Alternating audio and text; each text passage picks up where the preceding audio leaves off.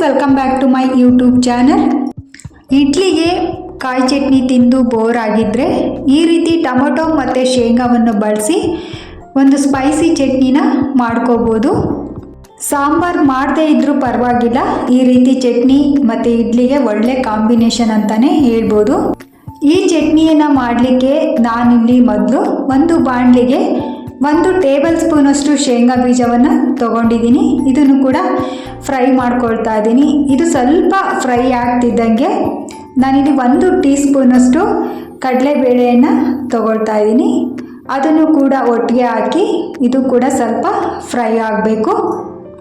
ಬರೀ ಇಡ್ಲಿಗಷ್ಟೇ ಅಲ್ಲ, ದೋಸೆ, ಚಪಾತಿ, ರೊಟ್ಟಿ ಕೂಡ ಬೆಸ್ಟ್ ಕಾಂಬಿನೇಷನ್ ಅಂತಲೇ ಹೇಳ್ಬೋದು. ನಂತರ ನಾನು 6ರಿಂದ 8 ಒಣ ಮೆಣಸಿನ್ಕಾಯಿನ ಹಾಕ್ಕೋಬೇಕು. ಇದನ್ನು ಕೂಡ ಸ್ವಲ್ಪ ಫ್ರೈ ಮಾಡಬೇಕು. ಇದಕ್ಕೆ 1 ಅಥವಾ 2 ಗಡ್ಡೆ ಬೆಳ್ಳುಳ್ಳಿನ ಕೂಡ ಸಿಪ್ಪೆ ತೆಗೆದಿಟ್ಕೊಂಡು ಹಾಕ್ತಾ ಇದ್ದೀನಿ. ನಂತರ 1 ಈರುಳ್ಳಿ ಕಟ್ ಮಾಡಿಕೊಂಡು ಇದನ್ನು ಕೂಡ ಫ್ರೈ ಮಾಡ್ಕೋಬೇಕು. ಇವಾಗ ಒಂದು ಸ್ವಲ್ಪ ಎಣ್ಣೆ ಹಾಕ್ಕೊಂಡು ನಂತರ 1 ಟೊಮೊಟೊ ಕೂಡ ಕಟ್ ಮಾಡಿಕೊಂಡು ಇದನ್ನು ಕೂಡ ಚೆನ್ನಾಗಿ ಫ್ರೈ ಆಗಬೇಕು. ಅಲ್ಲಿವರೆಗೂ ಇದನ್ನು ಸ್ವಲ್ಪ ಫ್ರೈ ಮಾಡ್ಕೊಳ್ತಾ ಇರಬೇಕು.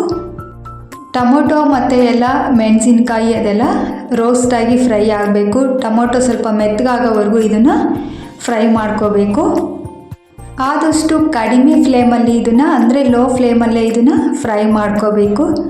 ನೋಡಿ, ಇವಾಗ ಎಲ್ಲವೂ ಕೂಡ ಟೊಮೊಟೊ ಕೂಡ ಮೆತ್ತಗಾಗ್ತಾ ಇದೆ, ಎಲ್ಲ ಕೂಡ ಫ್ರೈ ಆಗಿದೆ. ಇವಾಗ ಗ್ಯಾಸನ್ನು ಕೂಡ ಆಫ್ ಮಾಡಿಕೊಂಡು ತಣ್ಣಗಾಗಲಿಕ್ಕೆ ಬಿಡಬೇಕು.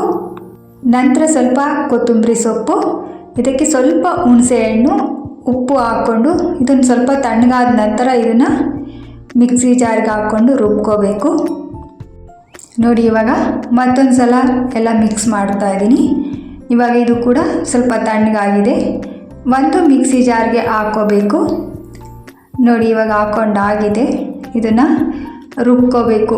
ನಮಗೆ ಯಾವ ಕನ್ಸಿಸ್ಟೆನ್ಸಿಯಲ್ಲಿ ಬೇಕೋ ಆ ರೀತಿ ರುಬ್ಕೊಂಡು 1 ಮಿಕ್ಸಿಂಗ್ ಬೌಲ್ಗೆ ಹಾಕ್ಕೋಬೇಕು.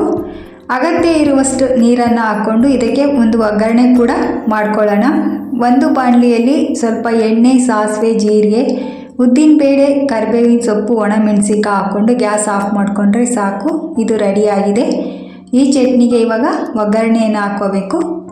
ಅಗತ್ಯ ಇರುವಷ್ಟು ನೀರನ್ನು ಹಾಕ್ಕೊಂಡು ಚೆನ್ನಾಗಿ ಮಿಕ್ಸ್ ಮಾಡಿಕೊಂಡ್ರೆ ಈ ಚಟ್ನಿ ರೆಡಿಯಾಗಿದೆ. ಇವಾಗ ಇದಕ್ಕೆ ಇಡ್ಲಿ ಕೂಡ ರೆಡಿಯಾಗಿತ್ತು. ನೋಡಿ, ಇವಾಗ ಚಟ್ನಿ ಕೂಡ ರೆಡಿಯಾಗಿದೆ. ಈ ಚಟ್ನಿನ ನೀವು ಕೂಡ ಟ್ರೈ ಮಾಡಿ. ವಿಡಿಯೋ ಇಷ್ಟ ಆದರೆ ಲೈಕ್ ಮಾಡಿ, ಶೇರ್ ಮಾಡಿ, ಸಬ್ಸ್ಕ್ರೈಬ್ ಮಾಡಿ, ಬೆಲ್ ಐಕನ್ನ ಕ್ಲಿಕ್ ಮಾಡಿ. Thank you.